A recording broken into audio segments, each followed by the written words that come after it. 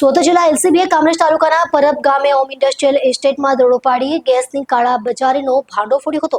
પોલીસે 229 ભરેલા અને 153 ખાલી ગેસ સિલિન્ડર, વાહનો અને રોકડ મળીને કુલ ₹34,18,000નો મુદ્દામાલ કબજે કર્યો છે. આ ગેસ મહારાષ્ટ્રના પાલઘરથી લાવવામાં આવ્યો હતો. તપાસમાં પ્રકાશમાં આવ્યું કે આ ગેસ મહારાષ્ટ્રના પાલઘરથી લાવવામાં આવ્યો હતો, જે અધિકૃત રીતે પરબ, વેલંજા અને અંકલેશ્વરના ગ્રાહકોને પૂરો પાડવાનો હતો. જોકે રામદેવ ગેસ એજન્સીના દેવાલાલ કલાલ અને તેના શેઠ કનૈયાલાલ ભવરલાલ કલાલે આ જથ્થો ડાયવર્ટ કરી 900 થી 1000નો સિલિન્ડર ₹2,350 વેચ્યો. પોલીસે ઘટના સ્થળેથી 8 શખ્સોની ધરપકડ કરી છે. મુખ્ય આરોપી કનૈયાલાલ ફરાર છે, જેને વોન્ટેડ જાહેર કરાયો છે. તમામ આરોપીઓ વિરુદ્ધ કામરેજ પોલીસમાં ગુનો નોંધાઈ કાયદેસરની કાર્યવાહી હાથ ધરવામાં આવી છે.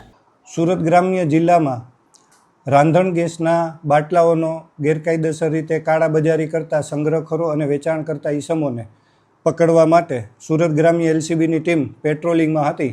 તે દરમિયાન તેમને બાતમી મળેલ કે કામરેજના પરબ હોમ ઇન્ડસ્ટ્રીયલ વિસ્તારમાં દેવા મારવાડી નામનો વ્યક્તિ રોડ ઉપર વાહનો પોતાના આઈસર ટેમ્પોમાંથી બીજા વાહનોમાં રાંધણ ગેસના બાટલા અનલોડિંગ કરી રહેલ છે. જે બાતમીના આધારે એલસીબીની ટીમ સદર જગ્યાએ પહોંચતા 8 આરોપીઓ તેમજ એક વોન્ટેડ આરોપી અને 229 બાટલા ભરેલા અને 153 ખાલી બાટલા મળી આવેલ, જે ગેરકાયદેસર રીતે સંગ્રહખોરી કરી અને વેચાણ કરતા હતા. જે બાબતેની કામરેજ પોલીસ સ્ટેશનમાં વિગતવારની ફરિયાદ આપેલ છે, જેની તપાસ હાલ ચાલુ છે.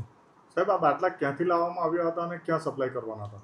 આ બાટલા ગો ગેસ એજન્સી છે. ગો ગેસ એક બ્રાન્ડ છે ગેસની.